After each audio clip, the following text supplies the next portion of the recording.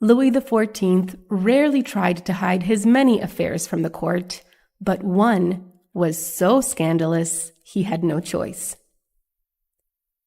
Known as the Sun King, Louis XIV ruled France for an astonishing 72 years. He came to symbolize the grandeur, glamour, and magnetic pomp of the French monarchy at its height.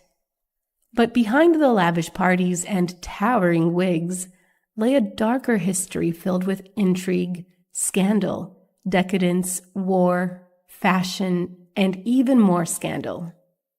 Louis XIV's mother, Anne of Austria, was 37 when she gave birth to him after suffering 4 stillbirths. His improbable survival led Anne and others to believe that God had destined Louis to flourish and rule.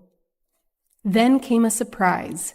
Anne gave birth to another healthy son soon after, since she and her husband, King Louis XIII, believed Louis XIV was fated for the throne and devised a plan to prevent any rivalry between the brothers. She encouraged the younger son Philippe to wear girls' clothing and pursue more traditionally feminine activities, hoping this would steer him away from the military sphere and from ever challenging his brother. Did it prevent sibling rivalry? Yes. Did it affect Philippe in other ways? Absolutely. When King Louis XIII died, Anne became regent for the young Louis XIV. As regent, she had to balance competing court factions, often at great personal risk. She made controversial decisions to consolidate power for her son, moves that enraged the feudal French aristocracy. These tensions sparked a series of civil uprisings known as the Frondes, which put Anne and Louis in grave danger. One night, rebels stormed the palace and demanded to see the king. They entered Louis's bedchamber, where the terrified boy pretended to be asleep. Thankfully, it worked. They left without harming him, but the incident forced Anne and Louis to flee Paris in fear for their lives. The trauma of rebellion left a lasting mark on the young king. It ended his carefree childhood and planted a deep mistrust and even hatred of the Paris court and nobility. That experience would shape the entire course of his reign. Louis reached the age of majority in 1651, shortly after his 13th birthday. Now that her son held full power as King of France, Anne of Austria set her sights on achieving peace with Spain, and she had a plan. To modern eyes, Louis XIV's wedding to Maria Theresa, the daughter of the King of Spain, might seem bizarre. First, there was a marriage by proxy in Spain, where a stand-in took the groom's place beside Maria Theresa. A lavish ceremony followed in France, complete with plans for a traditional public consummation. Yes, tradition dictated that the royal couple would consummate their marriage in front of witnesses. Thankfully, Anne arranged for it to happen in private instead. It was unusual for a foreign queen to have her mother-in-law's support, but Anne took to Maria Theresa right away. She understood how hard it was to be an outsider at the French court, and as it happened, she was also Maria Theresa's aunt. This family dynamic kept Louis XIV on his toes. The Sun King, however, was far from faithful.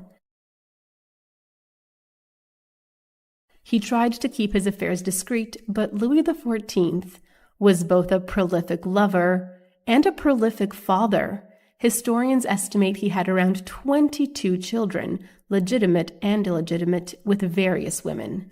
His first child was with a palace gardener, though his tastes in lovers became more refined over time. He began a long-term affair with Louise de Vallière, a lady-in-waiting to his brother's wife. But it wasn't just desire that led him to her. Louis's brother had recently married Henrietta of England. When the pair entered court life, people noticed the king's close relationship with Henrietta, and dark rumors took off. To quiet the gossip, Louis and Henrietta came up with a clever plan. She would introduce him to 3 of her ladies-in-waiting, and he'd choose one to publicly flirt with. Naturally, he picked Louise de la Vallière. The plan worked a little too well. He fell for her. Louise was bright, talented, and most importantly, seemed to like Louis for who he was, not for his power or wealth. His marriage had been a political match, so it made sense he'd crave something more romantic. What's wild is that he had time for romance at all, given what he had in store for France. Louis had grown up watching ministers and members of the Parlement de Paris fight for control over the monarchy. So when he came to power, he did something radical. He declared he would rule without a chief minister. Every government official would answer directly to the king, no middleman. The real question was whether the people would accept such a bold move. After years of chaos and instability, it turns out they did. France was ready for a decisive, powerful ruler. Despite his many affairs, Louis XIV was still fulfilling his duties in the royal bedchamber. Maria Theresa became pregnant in 1661 and gave birth to a son that November, fulfilling every newlywed king's dream. They named the brand new heir to the throne Louis. What else? Although his affair with Louise de la Vallière was an open secret, Maria Theresa remained blissfully unaware, or at least pretended to be. In fact, Maria Theresa seemed blissfully unaware of just about everything around her. Aside from the occasional pregnancy, the queen showed little interest in the typical duties expected of her. She much preferred playing cards and gambling with her friends, which was perfectly fine with Louis XIV. There was no love lost between Louis and his wife, and their marriage was further strained by the issue of her unpaid dowry. While Maria Theresa mourned the death of her father, Louis XIV was busy scrutinizing the fine print of their marriage contract.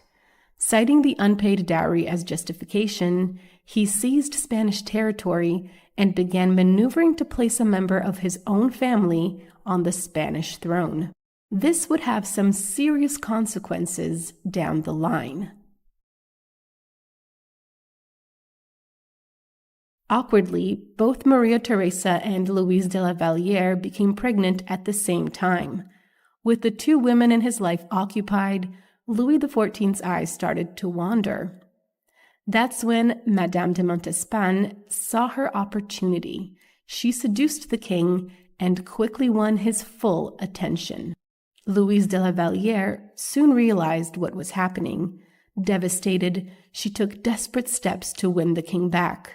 While still pregnant, she traveled without authorization to the battlefield where Louis was leading a campaign. There she threw herself at his feet. Louis XIV sent her away. Louise returned to court where Madame de Montespan had already mocked her mercilessly to the other courtiers. When Louis returned, he made it clear de Montespan was his new favorite. She held enormous influence at court, so much so that people began calling her the false queen of France. In the 1660s, Louis XIV decided to transform an old hunting lodge into a grand palatial estate. The project was more of a political move than anything else.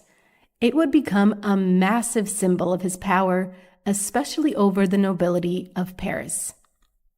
The king wanted the nobles to come to him on his turf.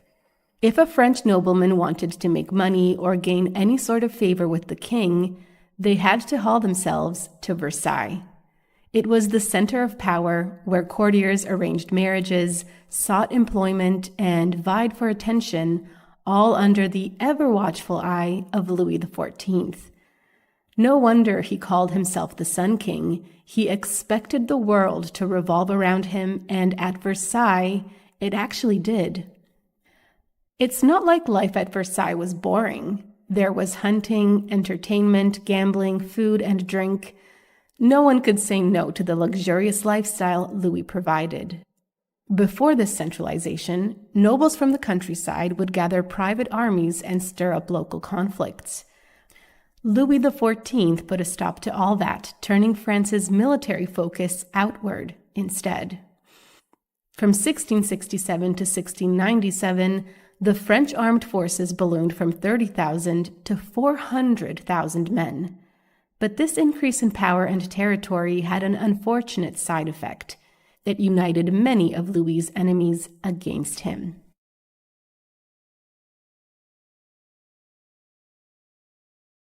And while Louis was focused on cementing France's place as the dominant power in Europe, there were still problems at home he couldn't ignore.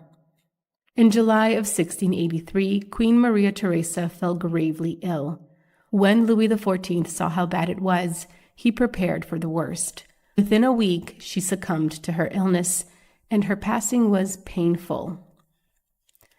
Their marriage had been distant, but Maria Theresa had been a good match. She had given him what many queens failed to, an heir. Louis XIV's relationship with his heir and namesake, Louis the Grand Dauphin, was cold and distant. The king viewed his son with suspicion, and the boy's tutor wasn't much kinder. He compared the Grand Dauphin to Queen Maria Theresa, essentially saying both were dumb and harmless. After his wife's death, Louis XIV secretly married Madame de Maintenon, a close friend of Madame de Montespan, who had been put in charge of raising his illegitimate children. From this point on, as far as historians can tell, Louis stopped having mistresses entirely. But how did Madame de Maintenon manage to steal the king's attention from his longtime mistress, Madame de Montespan? In 1677, a scandal rocked Louis XIV's court. The king became interested in the young and beautiful Duchess of Fontenay, who died suddenly not long after. Rumors swirled that Madame de Montespan had poisoned her. This led into a full-blown panic known as the Affair of the Poisons, where nobles were accused of murder, witchcraft, and black magic. Montespan found herself at the center of it all, accused of using dark rituals to keep the king's love. Nothing was ever proven, but the damage was done. Disgusted by the scandal and chaos, Louis turned away from Montespan and turned toward the more calm, devout Madame de Maintenon. Maintenon came from humble beginnings. Her father had been a prisoner, and her mother was the daughter of a prison director. Scandalous. Because of this lowly background, the king could never formally marry her, meaning she would never become queen and their union would never be officially recognized. Still, Madame de Maintenon found a way to leave her mark. She had tremendous influence over the king and became a trusted advisor. It was, by all accounts, the healthiest and most equal relationship Louis had ever had, and considering the storm on the horizon, having a sharp, steady ally was exactly what he needed. France's enemies were uniting again, forming an alliance so grand it was called the Grand Alliance. This time the list of opponents was long: England, the Dutch Republic, the Holy Roman Empire, Spain, Portugal, and Savoy. In short, it was France versus nearly all of Europe. The 9 Years' War began in 1688, and Louis XIV wasted no time striking back. His armies met the enemy on battlefields across the continent, while he and his ministers worked behind the scenes to dismantle the Grand Alliance from within. France won several key battles, but after years of fighting, the cost was steep. Exhausted and nearly broke, France eventually made peace, keeping some crucial territories, but at a high price. Louis XIV was eager to avoid further conflict, but he also had something else on his mind. King Charles II of Spain was childless and dying. Years earlier, Louis had exploited an unpaid debt to ensure that his grandson, Philippe of Anjou, would be in the line of succession for the Spanish throne. Technically, Charles II had agreed to name Philip of Anjou as his heir, but the problem was massive. If the French royal family suddenly controlled both France and Spain, it would totally disrupt the balance of power in Europe. So, the Grand Alliance formed once again, this time to take on both France and Spain. The War of the Spanish Succession was longer and far more grueling than the war that came before it, but France and Spain proved to be tough opponents. Ultimately, France and Spain agreed to a permanent separation to end the conflict. Louis XIV lost his grip on Spain, but his grandson still got to keep the throne. At 76 years old, Louis turned his attention to his legacy. Throughout his reign, Louis XIV had been a devoted patron of the arts, and under his rule, France experienced a cultural renaissance. One of his greatest passions? Dance. He didn't just love ballet, he performed it. Louis appeared in more than 40 major ballets, playing around 80 roles. That's a resume that rivals even some professional dancers. But Louis didn't only want applause on stage, he wanted to be remembered visually and gloriously. He commissioned more than 300 formal portraits of himself, each one portraying him with regal authority or divine symbolism. His obsession with his image didn't stop at paintings. Louis had an enormous wardrobe of extravagant clothing, shoes, and towering wigs, all crafted to make him appear larger than life. With his high heels and wigs on, he stood over 6 feet tall. In reality, he was just 5'4". And yet, behind all the grandeur, a mystery lingered. In the mid-19th century, writer Alexandre Dumas published The Man in the Iron Mask, a novel based on a real figure, a mysterious prisoner kept in various French jails for 34 years. His identity was never confirmed. But speculation ran wild, and much of it pointed directly to Louis XIV. Philosopher Voltaire claimed the masked man was the king's illegitimate half-brother. Others believed the prisoner was something even more scandalous: Louis XIV's secret twin. The theory went like this. Since the royal family had a history of twins, Louis XIII and Anne of Austria had hidden the younger sibling to avoid a succession crisis. When the boy eventually learned the truth and tried to claim the throne, he was imprisoned and forced to wear an iron mask to conceal his resemblance to the king. Historians have debated the story for centuries, but the whispers followed Louis XIV for the rest of his life. There was yet another rumor that clung to him until the end. When his brother Philippe's first wife Henrietta arrived at court, gossip claimed that Louis had an affair with her. Some even believed that he, not Philippe, had fathered her daughter, Marie-Louise. Even the Sun King couldn't escape mortality. Though he seemed invincible, Louis XIV battled numerous health issues throughout his life. In 1711, his son and heir, the Grand Dauphin, died suddenly. His next best option was his grandson Philip, but Philip had already renounced his claim to the French throne to rule Spain. That left Louis's great-grandson, and if you can believe it, the boy's name was, you guessed it, Louis. The child was only 5, but with no other viable heirs, the aging king began preparing him for the crown. In the summer of 1715, Louis XIV developed gangrene. It was a slow and agonizing decline, and on September 1st, just 4 days before his 77th birthday, he died at Versailles. His reign had lasted an astonishing 72 years, the longest of any monarch in history. Upon his death, the throne passed to his 5-year-old great-grandson, who became King Louis XV. Louis XIV left behind a powerful and complicated legacy. He transformed France into a cultural and military powerhouse, But his relentless ambition came at great cost. From scandal and war to opulence and innovation, his reign shaped Europe for generations. Even in death, the myth of the Sun King endured, part man, part legend, and forever a symbol of absolute monarchy at its peak. Thanks for watching History Exposé. If you love uncovering the best stories in history, hit like and subscribe to keep exploring with us. Don't forget to visit our main page, Factinate, for more incredible facts about everything.